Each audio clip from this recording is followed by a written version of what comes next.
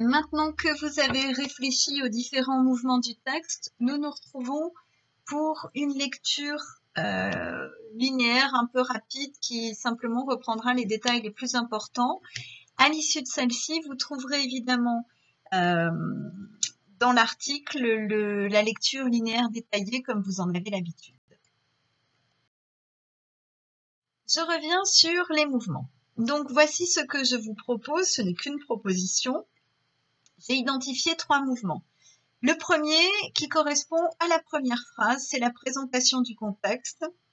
Montaigne contextualise le passage, la rencontre avec 3 Indiens d'Amérique. Deuxième mouvement, je vais jusqu'à la fin du premier paragraphe, pardon.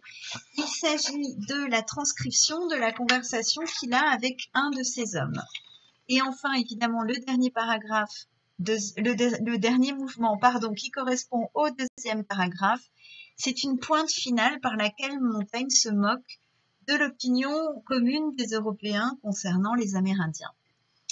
Je me lance maintenant dans des faits remarquables. Je m'occupe tout d'abord du premier mouvement. Alors, première remarque que l'on peut faire, c'est que Montaigne débute son récit par un « je ». C'est donc un récit où il raconte sa propre existence, une étape, un détail de sa propre existence. On est donc face à une expérience personnelle. On est dans une écriture qui est autobiographique et ce que raconte Montaigne, c'est sa rencontre avec 3 Amérindiens lorsque ceux-ci visitent la France, où ils vont rencontrer en particulier le roi, Charles IX. Et on a une phrase au passé, donc on est bien dans une écriture autobiographique. Deuxième remarque que je peux faire, c'est le fait que Montaigne commence par nous parler de son interprète.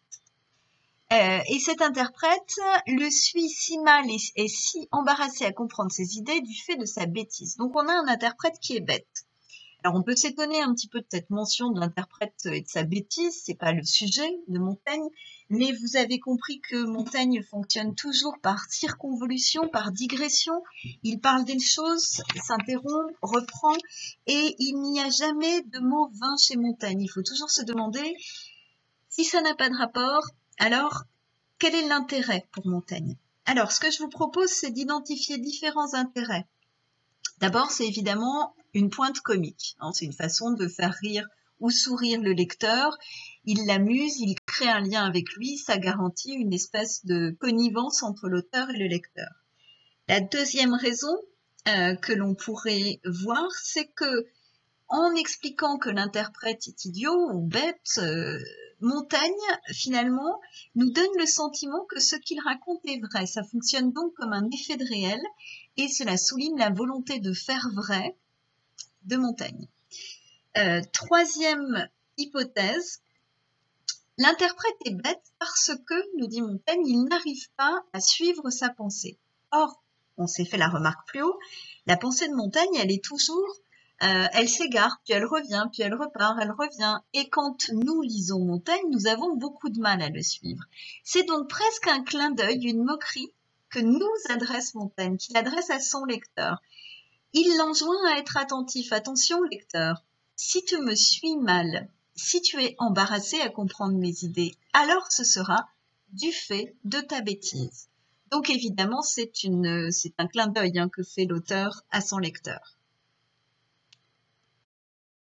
Deuxième mouvement.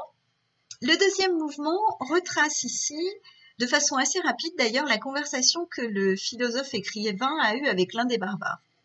Il parle, dit-il, très longtemps à l'un de ces hommes, mais il ne rapporte qu'une partie des échanges, et cette partie, elle est forcément choisie par l'auteur. Donc on peut parler d'une mise en scène. Une mise en scène qui réduit les paroles à très peu de choses, simplement pour garder un peu de vivacité au texte. Alors, ce que l'on apprend en premier, l'Amérindien est un capitaine, donc c'est un personnage important. Les matelots l'appellent le roi, donc ça veut dire que c'est un personnage socialement important. Pourquoi Montaigne le souligne? Sans doute parce que le fait que lui-même puisse parler avec ce roi, ça permet d'introduire l'idée qu'il est lui-même un grand homme. Vous et moi n'aurions jamais eu l'occasion de rencontrer ce roi, ce capitaine. On ne nous aurait pas laissé l'approcher. Donc, l'air de rien, Montaigne continue à parler de lui en parlant des Amérindiens. Deuxième remarque, on a l'enchaînement de 3 questions que va poser Montaigne et qui sont rapportées au style indirect. En fait, ce dialogue, cet entretien, ça ressemble à ce qu'on appellerait aujourd'hui une interview. Montaigne enchaîne des questions et l'Indien répond. Les 3 questions, elles vont toutes être en rapport avec le statut du capitaine, le statut de roi. Et on peut remarquer donc que en se mettant en scène comme ça dans sa démarche avec l'Indien, dans sa rencontre avec l'Indien, ce que fait Montaigne, c'est qu'il se peint, en fait, il se dessine comme un homme curieux qui cherche des informations à la source, qui donc est dans une démarche scientifique, une démarche d'ethnologue. Il va étudier, il parle d'un peuple, donc il va aller l'étudier en le rencontrant. Donc là aussi, c'est un gage de véracité de ce qu'il va écrire. Alors, on va regarder ces questions les unes après les autres. Première question, le statut du roi. Je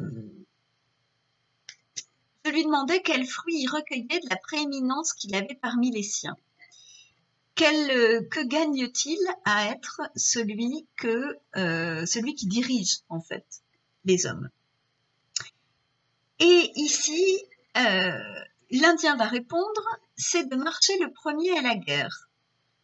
Donc, s'il précède les autres à la guerre, ça suppose évidemment qu'il les conduit, qu'il est un guide, un chef de guerre, comme le roi en France, mais aussi qu'il risque sa vie en premier. Et ça, c'est une différence par rapport au roi français.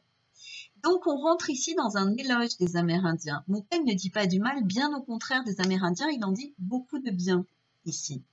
Parce que si finalement cet homme, le statut de roi, c'est avant tout celui qui protège son peuple, celui qui protège sa nation, alors ça veut dire que cette civilisation, ce ne sont pas des barbares, ce ne sont pas des gens qui ne sont pas civilisés. Bien au contraire, c'est une civilisation qui est très organisée, très hiérarchisée et qui sans doute l'est presque mieux que la nôtre, puisque dans la nôtre, le roi ne commande les troupes bien sûr, mais ne risque pas sa vie, en tout cas à cette époque-là. Deuxième question, c'est le nombre de combattants qui sont dans l'armée.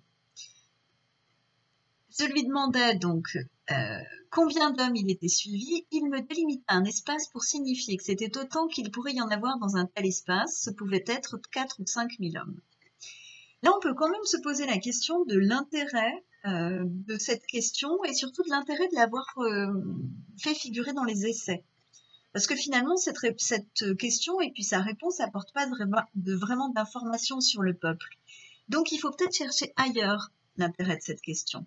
Et l'intérêt, c'est peut-être que Montaigne nous donne des indices, des remarques, nous fait part de remarques qui visent à faire vrai, qui sont là aussi des effets de réel. Le roi mime une scène. Donc, s'il mime, on a tendance à se représenter, le lecteur a tendance à se représenter la scène, à voir l'homme en train de mimer un cercle. Et donc, le dialogue qu'écrit Montaigne, il prend des allures de moments saisis sur le vif. On peut donc supposer que l'intérêt de ce passage, c'est moins de renseigner sur le nombre d'hommes dont le lecteur a peu à faire finalement, mais que par contre, il permet de donner une certaine crédibilité au passage, à la conversation. La troisième question, elle revient au statut du roi. Si en dehors du temps de guerre, toute son autorité disparaissait. Et l'Amérindien répond, il lui dit qu'il lui en restait ceci, quand il visitait les visages qui dépendaient de lui, on lui ménageait des sentiers au travers des haies et de leurs bois, par où il put passer à son aise. Alors là, la réponse de l'Indien apporte plein de remarques. La première, c'est bien un personnage important dans sa société parce que même en dehors de la guerre, il conserve une prééminence, c'est-à-dire il est en premier, hein, il a un statut différent des autres. Donc c'est bien un roi et non pas un général de guerre. Deuxième chose, ça trace le portrait d'une société primitive qui est proche de la nature. On marche, il visite des villages, non pas des villes, il marche à travers la jungle, il y a des sentiers, non pas des routes, il y a des haies, des bois. Donc Montaigne crée une peinture un peu, peut-être pas réaliste, mais un peu précise de la façon de vivre des Amérindiens. Remarque suivante, l'éloge, ici, se poursuit et elle passe par mise en avant de la simplicité. Finalement, le roi, on se contente de pousser un peu les branchages sur son passage, ce qui est bien. Mais on est tellement loin des fastes de la cour du roi de France, des dîners, du nombre de personnel qu'il peut y avoir dans un château pour servir le roi, que ici, Montaigne finalement fait à la fois un éloge de cet homme, de cette société qui vit de façon très simple, et une critique de la société française qui vit dans le faste, dans des coutumes, dans un décorum un petit peu excessif. Et en même temps, avec cette question, Montaigne montre la ressemblance entre les deux peuples. Les Amérindiens, comme les Européens, ont des chefs. Ça veut dire que ce sont des sociétés structurées et ces chefs ont des droits que les autres n'ont pas. Donc finalement, la société des Amérindiens, c'est pas une société idéale, c'est une société simplement un petit peu plus simple que celle des Européens, mais fondée sur des rapports de pouvoir qui sont assez semblables, sur certains points en tout cas. Donc finalement, Montaigne retourne un peu la situation en montrant que celui qui lui a paru si différent au départ et qui témoigne d'une civilisation différente de la nôtre, montre aussi que les deux civilisations ont en commun. Quand il s'intéresse à la société amérindienne, Montaigne entre dans une démarche d'ethnologue, et quand il s'intéresse à mettre en regard la société française et la société amérindienne, comme il le fait dans ce dernier point, il entre dans une démarche d'anthropologue. Troisième mouvement, très court, tout cela ne va pas trop mal, mais quoi, il ne porte point de haut de choses. Alors, ici, l'extrait finit sur une pointe, c'est-à-dire un trait d'esprit, une chute pleine d'esprit. Et cette pointe, elle commence, vous voyez que la phrase, elle est divisée en deux parties. La première est un constat, c'est un bilan. Tout cela ne va pas trop mal. Ça souligne que les Amérindiens n'ont finalement rien de barbare et on voit que c'est un euphémisme quand Montaigne dit cela ne va pas trop mal. En fait, tout cela fonctionne parfaitement bien. Donc, il minimise son propos. Finalement, c'est une manière d'insister sur le fait que cette société est très bien organisée. La deuxième partie de la phrase est introduite par un mais, et ce mais va annoncer un retournement. Donc Montaigne va dire le contraire de ce qu'il a dit plus haut. Et il revient à la nudité des Indiens. Mais quoi? Ils ne portent point de haut de choses. Finalement, ils ont une société qui fonctionne très très bien, mais ils sont tout nus. L'exclamation ici intervient pour montrer l'ironie, l'agacement de Montaigne face à l'attitude des Européens qui considèrent que tout doit être considéré, tout doit être jugé à partir de cette nudité. Or, Montaigne constate que cette société fonctionne parfaitement bien avec ses règles, avec ses coutumes, et que ce qui ne fonctionne pas, c'est la façon dont les Européens ne vont regarder finalement que ce qui est différent chez l'autre. De cette étude, il convient maintenant de problématiser l'extrait, notre lecture linéaire. Donc, je vous invite encore à arrêter la vidéo, à réfléchir à une problématique. Vous pouvez mettre cette problématique, celle que vous aurez trouvée dans les commentaires de l'article du blog, et je viendrai et je vous dirai si vos problématiques me semblent ou non pertinentes. Ce n'est pas une obligation, mais je vous invite évidemment à le faire. Je vous demande simplement, si vous le faites, de vous identifier. Vous mettez une problématique, mettez votre prénom auparavant, que je sache à qui je réponds. Et je ne répondrai à aucun chaton 73 ou Mini 89. Alors, la problématique que je vous propose, ce serait Comment l'observation des hommes du Nouveau Monde permet-elle à Montaigne une réflexion sur l'homme en général? Et pour finir, je vous invite à relire